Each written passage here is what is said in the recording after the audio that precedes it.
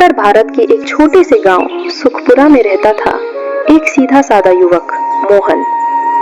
माता पिता के गुजर जाने के बाद वह अपने चाचा चाची गिरधारी और सुनीता के घर पर रहता था। मोहन हर सुबह खेत से सब्जियां तोड़कर बाजार में बेचने जाता था। शाम को मोहन सब्जियां बेचकर घर लौटा। चाची सुनीता उत्सुकता से दरवाजे पर खड़ी थी। अरे मोहन, आ गया तू? कितनी देर लगा दी? चल सब्जी के पैसे निकाल जल्दी से। हाँ चाची, ये लीजिए। ये क्या मोहन, इतने कम पैसे? तू तो भरी टोकरी ले गया था, दाम ठीक से नहीं लगाए क्या? लगाए तो थे चाची, पर कुछ लोगों के पास पैसे नहीं थे तो मैंने उन्हें उधार पर सब्जी दे दी।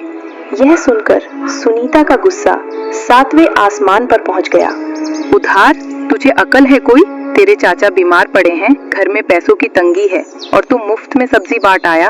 आज तक तेरे चाचा ने किसी को उधार नहीं दी और तू?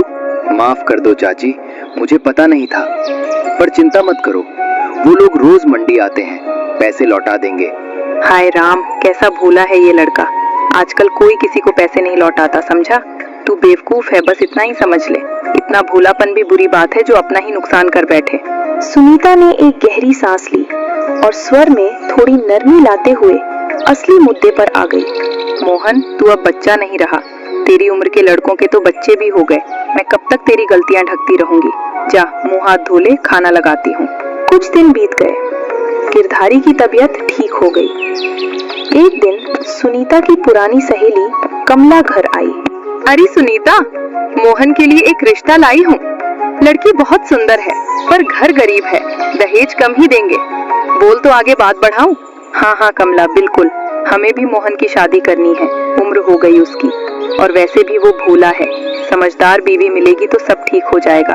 हमें कोई ऐतराज नहीं। गरीब है तो क्या, जो देंगे वो ठीक है। सुनीता ने मोहन को बुलाकर खबर सुनाई। मोहन, तेरे लिए बहुत अच्छा रिश्ता आया है। कल ही लड़की देखने जाएंगे और हो सके तो सगाई भी पक्की कर देंगे। फिर सुनीता ने अपनी असली मंशा साफ कर दी। सुन मोहन, एक बात साफ कर दूं, हमारा घर एक ही कमरे का है, बहू के लिए जगह नहीं। शादी के बाद तू गांव के बाहर वाली अपनी जमीन पर खुद का घर बना ले। चाचा कब तक सबका पेट पालेंगे? वो जमीन तेरे हिस्से की है, खुद संभाल। मैं नहीं चाहती लोग कहें कि हमने तेरा हक छीन लिया। जी चाची, जैसा आपको ठीक लगे। कुछ ही दिनों में मोहन की शादी रीना नाम की लड़की से हो गई। दोनों गांव के बाहर उस छोटे से घर में रहने लगे। रीना बहुत सुंदर थी। रीना, मुझे यकीन नहीं होता कि मेरी शादी तुम जैसी सुंदर लड़की से हुई है। मैं तो तुम्हारे लायक भी नहीं हूँ, फिर भी तुमने मुझसे शादी की। मैं बहुत खुशनसीब हूँ। लगता है जैसे मुझे नई जिंदगी मिल गई हो। मोहन खेत में दिन रात मेहनत करता और दोनों प्रेम पूर्वक जीवन बिता रहे थे। कुछ दिन बाद एक शाम रीना अपनी सहेली पूजा से गांव के चौराहे पर बात कर रही थी। तभी उसकी नजर शहर से आए एक युवक पर पड़ी जो बहुत आकर्षक दिख रहा था। ये कौन है? हमारे गांव का तो नहीं लगता। अरे रीना, ये तो जमींदार साहब का बेटा है, विक्रम। शहर में रहता है, बहुत रईस है। गांव की सारी लड़कियां इस पर फिदा हैं। पूजा ने रीना की तरफ देखा और तंज भरी मुस्कान के साथ कहा, सच में तुम कितनी सुंदर हो रीना। ऐसा लड़का तो नसीब वालों को मिलता है। मुझे तो लगता है तुम्हारी शादी मोहन से नहीं, विक्रम जैसे किसी लड़के से होनी चाहिए थी। बुरा मत मानना, पर तुम दोनों की जोड़ी थोड़ी अजीब लगती है। खैर, नसीब में जो लिखा था वही मिला। यह बातें सुनकर रीना के मन में कुछ हलचल मच गई। वह विक्रम को देखती रही जब तक वह नजरों से ओझल नहीं हो गया। घर लौटकर भी रीना के दिमाग में सिर्फ विक्रम का चेहरा घूमता रहा। पूजा सही कह रही थी। कहाँ मैं और कहाँ मोहन।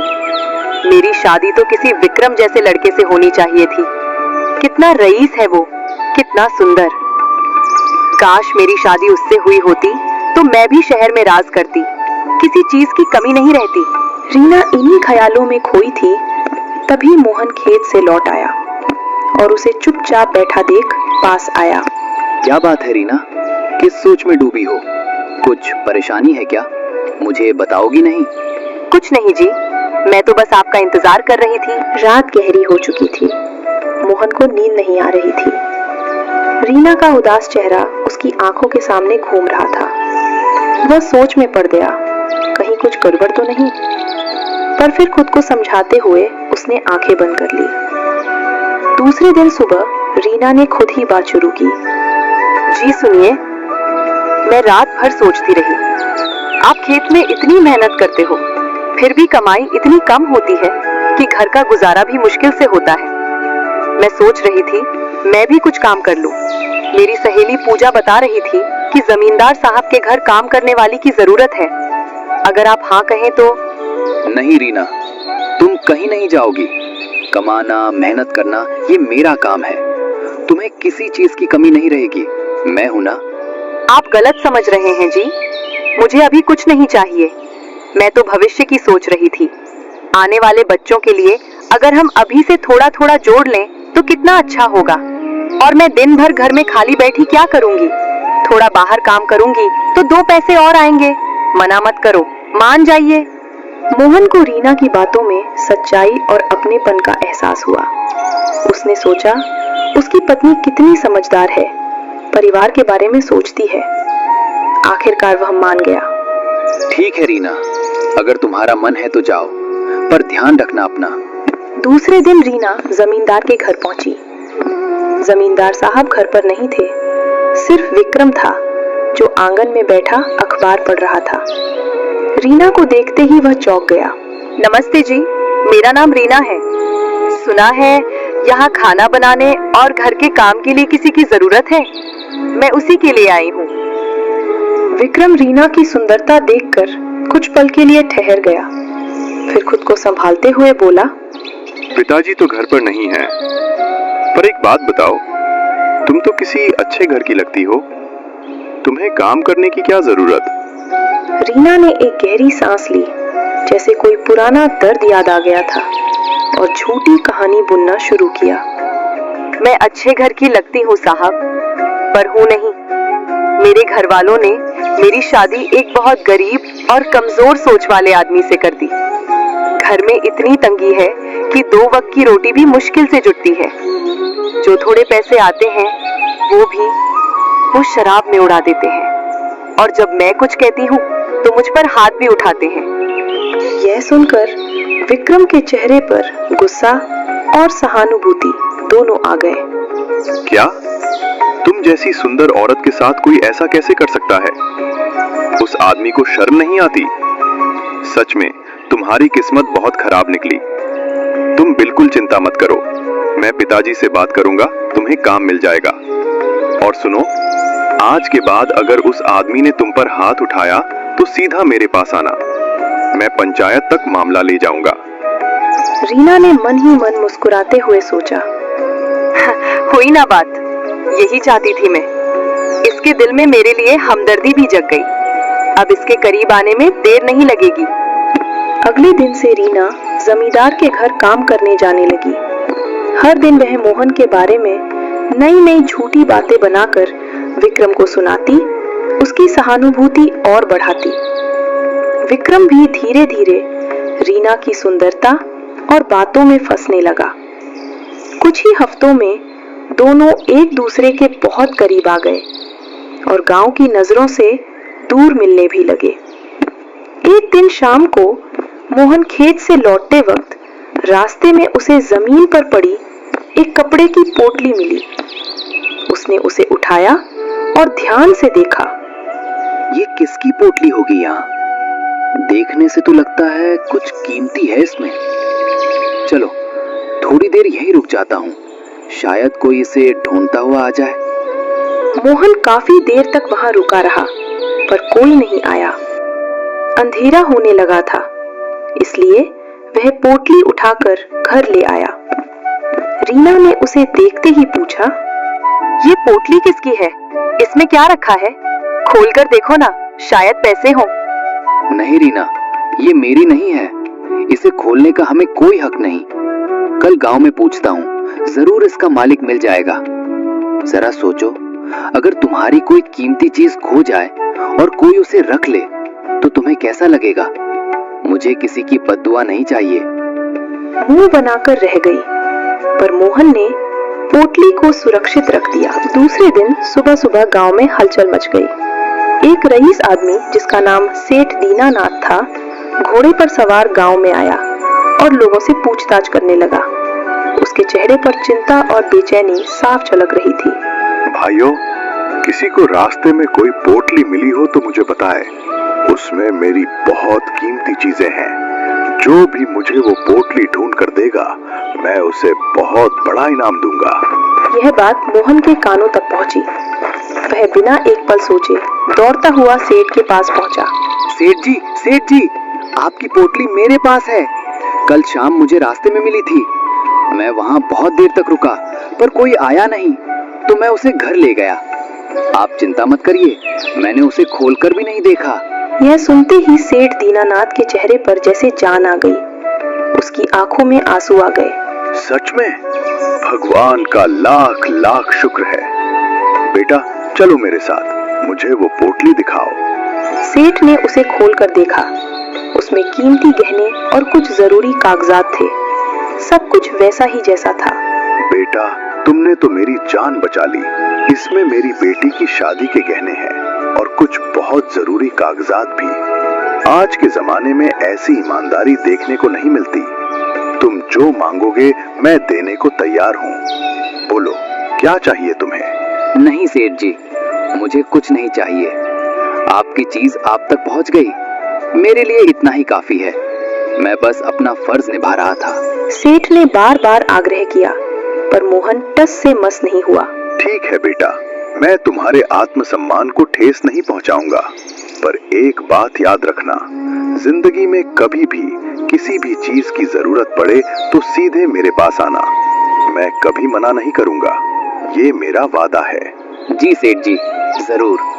बहुत बहुत धन्यवाद। सेठ दीनानाथ चला गया। थोड़ी देर बाद रीना घर लौटी तो मोहन ने उसे सारी बात खुशी खुशी बताई, पर रीना का चेहरा सुनकर उतर गया। क्या आपने मना कर दिया? इतना बड़ा सेठ खुद पैसे देने को तैयार था और आपने ठुकरा दिया। आजकल कोई किसी की मदद नहीं करता और आपने बिना खोले ही उसकी अमानत लौटा दी। जरूर उसमें कुछ बहुत कीमती था, इसीलिए वो इनाम देने को तैयार था। नहीं रीना, मुझे कोई इनाम नहीं चाहिए था। जो मेरा फर्ज था मैंने किया। उस पोटली पर मेरा कोई हक नहीं था, तो मैं उसे कैसे रखता। चलो अब इस बारे में मत सोचो, जल्दी से खाना बना दो, बहुत भूख लगी है। रीना मन में खींचती रही पर कुछ बोली नहीं। शाम को वह विक्रम से मिलने गई और सारी बात बताई।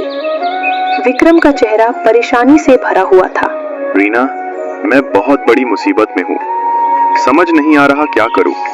मैंने शहर में एक बड़ा व्यापार शुरू किया था पिताजी से पैसे लेकर, पर वो व्यापार डूब गया। अब मैंने दोबारा एक नया व्यापार शुरू किया है, पर उसके लिए पैसों की सख्त जरूरत है और पिताजी अब देने से मना कर रहे हैं। विक्रम ने रीना का हाथ पकड़ा। उसकी आंखों में झूठी मगर गहरी उम्मीद झलक रही थी। रीना, एक बार ये व्यापार चल जाए तो मैं तुम्हें इस गांव से निकालकर शहर ले जाऊंगा। तुम वहां रानी की तरह रहोगी, हर सुख सुविधा होगी, नौकर चाकर होंगे। तुम्हारी जगह इस गांव में नहीं, शहर की हवेली में है। पर अभी रास्ते में बहुत मुसीबतें आ रही हैं। बताओ ना, कितने पैसों की जरूरत है? मैं कुछ भी करूंगी, पर तुम्हारे लिए पैसे लाऊंगी। फिर तो हमारी ऐश ही ऐश है। दोनों ने मिलकर मोहन से पैसे ऐंठने की एक चाल बनाई। रीना उदास चेहरा बनाकर घर लौटी। जी सुनिए, मुझे 5,000 रुपए की जरूरत है। मेरी माँ की तबीयत बहुत खराब है, ऑपरेशन करवाना है। प्लीज मेरी मदद कर दीजिए, वरना मेरी माँ को कुछ हो गया तो। मोहन घबरा गया, पर उसके पास इतने पैसे नहीं थे। रीना, मेरे पास तो इतने पैसे नहीं हैं, मैं कहाँ से लाऊं? आप उस सेठ जी के पास क्यों नहीं जाते? वो तो कह रहे थे कि कभी भी जरूरत पड़े तो आना। अभी हमें सच में बहुत जरूरत है। नहीं रीना, ये ठीक नहीं लगता। मैंने उनकी मदद किसी बदले के लिए नहीं की थी। अगर पैसे लेने ही होते तो उसी दिन ले लेता। रीना ने रोने का नाटक तेज कर दिया और मोहन का दिल भावनाओं में बह गया। तो आप अपने आत्मसम्मान के लिए मेरी माँ को मरने देंगे? बाद में पछताओगे तो कुछ नहीं होगा। मोहन का दिल पसीज गया। वह अगले ही दिन सेठ दीनानाथ के घर गया। मोहन भारी मन से सेठ दीनानाथ के घर पहुंचा। उसका सिर झुका हुआ था, मानो किसी अपराध का बोझ लेकर आया हो। सेठ ने उसे देखते ही गर्मजोशी से बुलाया। अरे मोहन, आओ आओ बेटा, कैसे आए? सब ठीक तो है? मोहन कुछ देर खड़ा रहा, फिर हिचकिचाते हुए बोलना शुरू किया। सेठ जी, मुझे आपसे कुछ मांगते हुए बहुत बुरा लग रहा है। मेरी पत्नी की माँ की तबीयत बहुत खराब है। ऑपरेशन के लिए 5,000 रुपए चाहिए। मैं आपसे मांगना नहीं चाहता था, पर मेरी मजबूरी है। सेठ ने तुरंत मोहन का हाथ पकड़ा। उसकी आंखों में कोई संकोच नहीं था।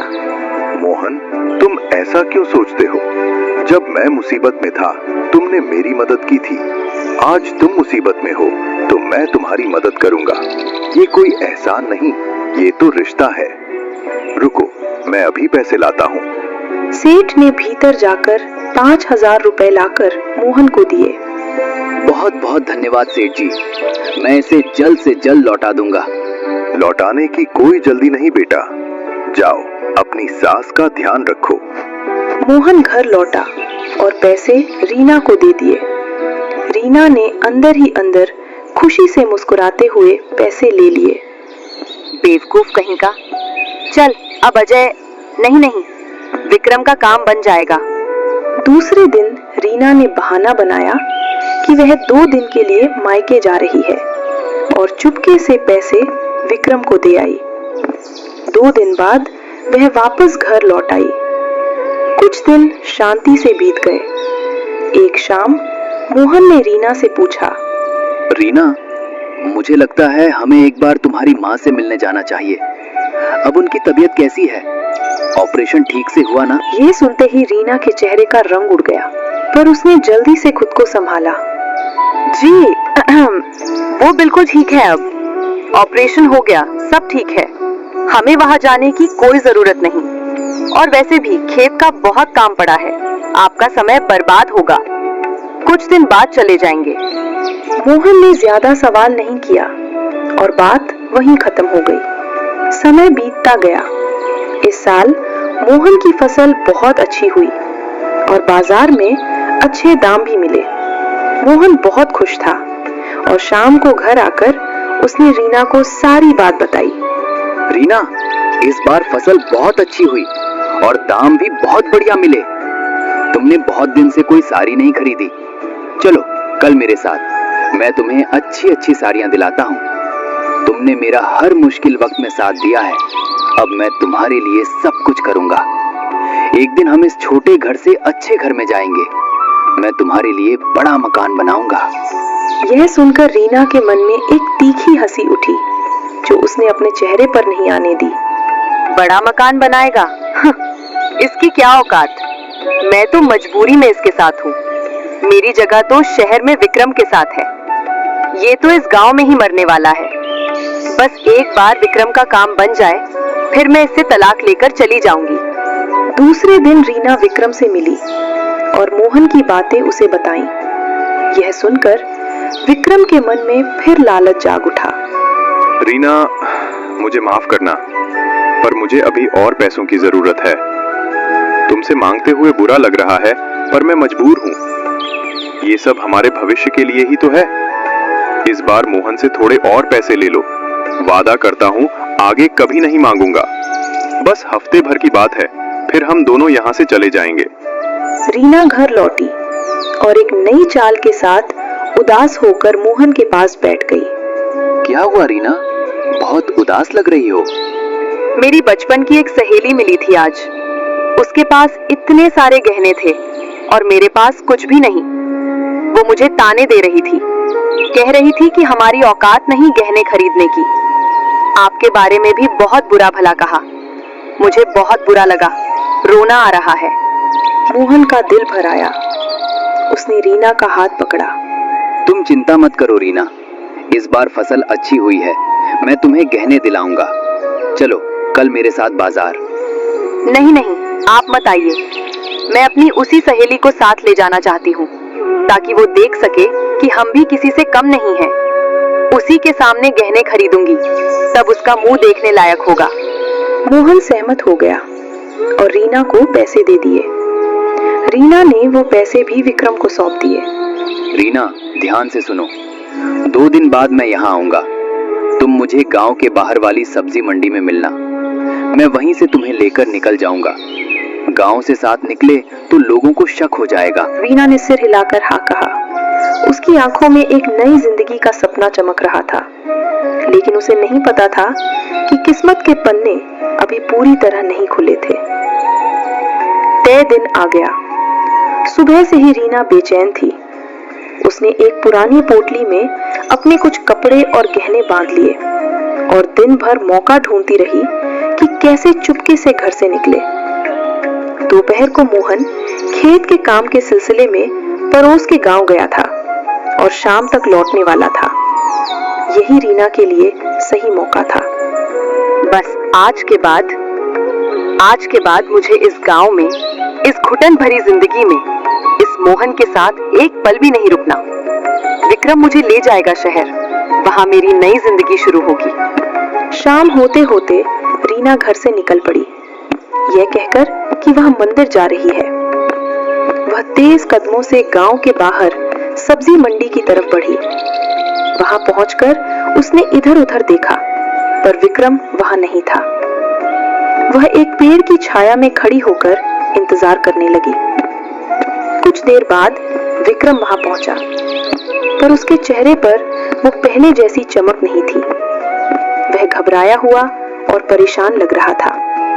विक्रम, आ गए तुम? चलो अब निकलते हैं ना, मैं तैयार हूँ, सब कुछ ले आई हूँ। विक्रम ने रीना का हाथ नहीं पकड़ा। उसने एक गहरी सांस ली और इधर उधर देखा, जैसे कोई उसे देख तो नहीं रहा। रीना, मुझे माफ कर दो। मैं तुम्हें शहर नहीं ले जा सकता। रीना के पैरों तले जमीन खिसक गई। उसका चेहरा सफेद हो गया। क्या मतलब है तुम्हारा? तुमने तो कहा था, तुमने वादा किया था कि... विक्रम ने एक कड़वी हंसी हंसी, जिसमें कोई प्यार नहीं था, सिर्फ तिरस्कार था। अरे रीना, वो सब तो बातें थी। मैं तुमसे शादी करूंगा, सोचा भी कैसे तुमने? मेरे पिताजी ने पहले से ही शहर में एक बड़े व्यापारी की बेटी से मेरा रिश्ता तय कर दिया है। अगले महीने मेरी शादी है। और तुम तो एक गांव की औरत हो, किसी और की बीवी। तुमसे तो मैंने सिर्फ टाइम पास किया, और हाँ, पैसों का भी बहुत फायदा हुआ मुझे, इसके लिए शुक्रिया। रीना ये सुनकर सुन्न हो गई। उसकी आंखों में आंसू आ गए, पर इस बार वो आंसू नकली नहीं थे। विक्रम, तुमने मुझे धोखा दिया। मैंने अपने पति को धोखा दिया, उसके भरोसे को तोड़ा, उसका सारा पैसा तुम्हें दे दिया, सिर्फ तुम्हारे लिए। और तुम कह रहे हो ये सब सिर्फ टाइम पास था। जिंदगी में सब कुछ इतना सीधा नहीं होता रीना। अब घर जाओ, अपने उस भोले पति के पास, जो शायद अब भी तुम्हारा इंतजार कर रहा होगा। और हाँ, उससे ये सब मत बताना, वरना तुम्हारा ही नुकसान होगा। विक्रम वहां से चला गया बिना पीछे देखे। रीना वहीं जमीन पर बैठ गई। उसके हाथ कांप रहे थे, आंसू रुक नहीं रहे थे। उसे एहसास हुआ कि उसने कितनी बड़ी गलती की थी। मैंने क्या किया? मैंने एक ऐसे इंसान को धोखा दिया जो मुझे सच्चे दिल से प्यार करता था, जो मेरी हर बात मानता था, जिसने कभी मुझ पर शक नहीं किया। और मैं एक ऐसे आदमी के पीछे भागी जिसने मुझे कभी सच्चा प्यार ही नहीं किया। अब मैं घर जाकर मोहन का सामना कैसे करूंगी? रात गहरी हो चुकी थी। रीना भारी मन से घर लौटी। मोहन भी अभी अभी पहुंचा था और उसे न देखकर परेशान हो रहा था। रीना, कहाँ चली गई थी तुम? मैं कितना परेशान हो गया था। इतनी रात को मंदिर में इतनी देर। रीना मोहन को देखकर रुक गई। उसके मन में अपराध और शर्म की भावनाएं उमड़ पड़ी। उसने सोचा था आज वह इस घर को हमेशा के लिए छोड़ देगी, पर अब वह वापस आ गई थी, टूटी हुई, अकेली और शर्मसार। मोहन, मुझे माफ कर दो। मुझसे बहुत बड़ी गलती हो गई। क्या हुआ रीना, तुम रो क्यों रही हो? क्या गलती? तुम मुझे बताओ तो, मैं हूं ना। रीना ने अपना चेहरा हाथों में छिपा लिया। उसके भीतर एक संघर्ष चल रहा था, सच बताए या झूठ बोलकर बात टाल दे। पर मोहन की आंखों में जो प्यार और भरोसा था, उसने रीना के दिल को और भी ज्यादा तोड़ दिया। मोहन, मैंने तुमसे झूठ बोला। मेरी माँ बीमार नहीं थी। वो सारे पैसे जो तुमने सेठ जी से लिए थे, वो मैंने एक दूसरे आदमी को दे दिए। मैं तुम्हें छोड़कर उसके साथ शहर जाना चाहती थी, पर उसने मुझे धोखा दिया मोहन। उसने मुझसे सिर्फ पैसे लिए और मुझे छोड़ दिया। मोहन यह सुनकर कुछ पल के लिए जैसे पत्थर बन गया। उसके चेहरे पर पहले अविश्वास आया, फिर गहरा दर्द, फिर खामोशी। वह कुछ देर खड़ा रहा, चुप। रीना, मैंने तुम्हें इतना प्यार दिया, इतना भरोसा किया, और तुमने। मोहन की आंखों में आंसू आ गए, पर उसने खुद को संभाला। वह जानता था गुस्सा करने से कुछ नहीं बदलेगा। वह कुछ देर सोचता रहा, फिर धीरे से बोला, रीना, जो हुआ उसे बदला नहीं जा सकता। तुमने गलती की, ये सच है, पर तुम वापस आ गई, यही सबसे बड़ी बात है। मैं तुम्हें माफ करता हूं, पर शर्त है, आज से हम दोनों मिलकर नए सिरे से जिंदगी शुरू करेंगे। जो हुआ उसे भूल जाओ, पर दोबारा कभी ऐसा कुछ हुआ तो मैं तुम्हें माफ नहीं कर पाऊंगा। रीना ने मोहन के पैर पकड़ लिए, रोते हुए माफी मांगती रही। मोहन ने उसे उठाकर गले लगा लिया। मोहन, मैं वादा करती हूँ, अब कभी तुम्हें धोखा नहीं दूंगी। तुम जैसा इंसान दुनिया में मिलना मुश्किल है। मैं अपनी जिंदगी की सबसे बड़ी गलती समझ गई हूँ। कुछ महीने बाद सेठ दीनानाथ गांव आए। मोहन ने उन्हें सारी सच्चाई बताई और पैसे लौटाने की बात कही। सेठ ने पैसे लेने से मना कर दिया। मोहन, पैसों की बात छोड़ो। तुम्हारी ईमानदारी ने मुझे जो सिखाया, वो किसी पैसे से नहीं खरीदा जा सकता। बल्कि मैं चाहता हूँ कि तुम मेरे साथ व्यापार में हाथ बटाओ। मुझे एक ईमानदार और भरोसेमंद आदमी की जरूरत है, और मुझे तुम पर पूरा यकीन है। मोहन ने सेठ की बात मान ली और धीरे धीरे उसकी जिंदगी बदलने लगी। मोहन और रीना ने मिलकर मेहनत की और कुछ सालों में अपना खुद का अच्छा घर बना लिया। रीना ने अपनी गलती से सीख ली थी और अब वह मोहन की हर मेहनत में साथ देती। दोनों ने मिलकर एक खुशहाल जिंदगी बनाई, और इस तरह ईमानदारी, मेहनत और सच्चे प्यार की यह कहानी हमें सिखाती है कि भोलापन कमजोरी नहीं बल्कि असली ताकत है। धोखा देने वाला कभी सुखी नहीं रह सकता, और जो रास्ता सही हो, देर सवेर वही जीत जाता है।